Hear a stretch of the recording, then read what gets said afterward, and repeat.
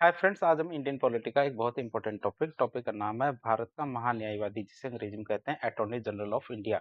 इसके बारे में काफी डिटेल से चर्चा करेंगे। आप हमारे साथ बने रहिए ताकि आपको इसके बारे में जानकारी प्राप्त हो सके। तो शुरुआत करते हैं आज का टॉपिक है भारत का महान्यायवादी मतलब अटॉर्नी जनरल ऑफ इंडिया। ये हमारे देश का सर्वोच्च और प्रथम विधि मतलब कानूनी अधिकारी होता है। तो देश का सर्वोच्च और प्रथम विधि अधिकारी कौन होता है? हमारे भारत का महान्यायवादी या फिर अटॉर्नी जनरल ऑफ इंडिया। बात करें संविधान में इसके कौन-कौन से प्रावधान किए गए हैं और उसकी योग्यता की बात करें।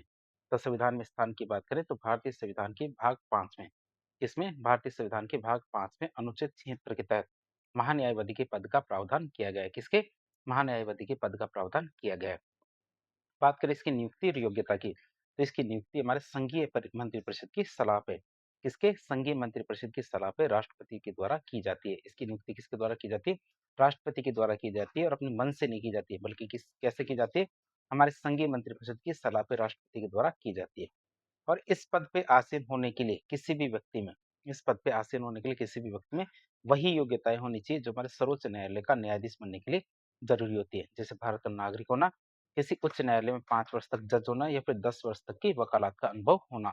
तो इस तरह की योग्यताएं होनी चाहिए, तभी किसी भी व्यक्ति को मंत्रिपरिषद की सलाह पे राष्ट्रपति के द्वारा महान्यायवादी का पद दिया जा सकता है। और इसका उल्लेख किसमें किया गया है? अनुच्छेद 76 में।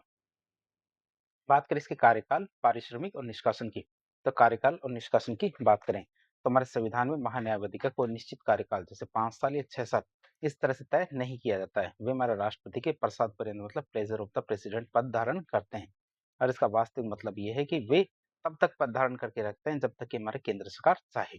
और राष्ट्रपति इन्हें क्या बिना किसी विशेष प्रक्रिया मतलब महाभियोग के किसी भी समय हटा सकते हैं, मतलब किसी भी विशेष प्रक्रिया के बिना भी इसे हटाया जा सकता है। न्यायावधि को राष्ट्रपति कभी भी हटा सकता है। वेतन और पारिश्रमिक की बात करें तो इनका पारिश्रमिक संविधान या फिर संसद के द्वारा निश्चित नहीं किया गया है। क्या इनका पारिश्रमिक संविधान या फिर संसद के द्वारा निश्चित नहीं किया गया है, बल्कि ये राष्ट्रपति के द्वारा निर्धारित किया जाता है कि इनका पारिश्रमिक कितना होगा या फिर वेतन कितना होगा।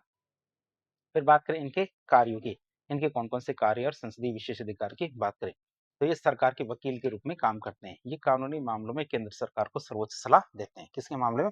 कानूनी मामलों में केंद्र सरकार को सर्वोच्च सलाह देता है।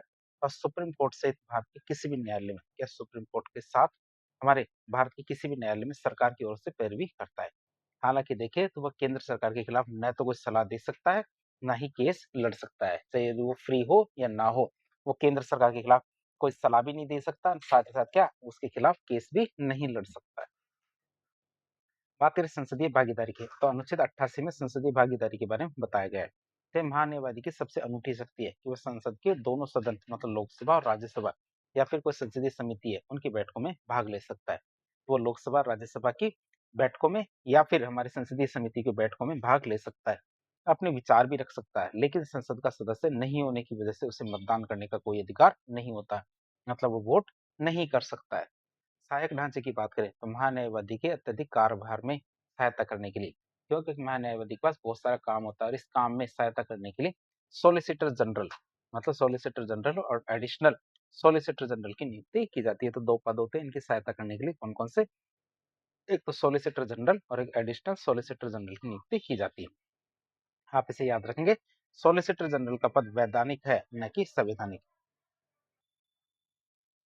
तो आप इसे याद रखेंगे, जो सॉलिसिटर जनरल का पद होता है वैधानिक है, संवैधानिक नहीं है। मतलब कानून के द्वारा बनाया गया है, न कि हमारे संविधान में इसका उल्लेख किया गया है। फिर ऐतिहासिक और वर्तमान तथ्य की बात करें तो पहले महान्यायवादी कौन थे? पहले महान्यायवादी हमारे एमसी सीतलवाड़ थे। आप इसे याद रखेंगे, तो भारत के पहले महान्यायवादी कौन थे? एमसी सीतलवाड़। और उनका कार्यकाल 1950 से लेकर 1963 तक, मतलब जब तक हमारे जवाहरलाल नेहरू जी प्रधानमंत्री जी थे तब तक उनका कार्यकाल रहा था। और ये इतिहास में सबसे लंबा काल इन्हीं का रहा है। वर्तमान स्थिति की बात करें तो वर्तमान में आर वेंकटरमणी भारत के 16वें महान्यायवादी के रूप में काम कर रहे हैं। तो इस प्रकार के इन्फॉर्मेटिव वीडियो देखने के लिए हमारे चैनल से जुड़े।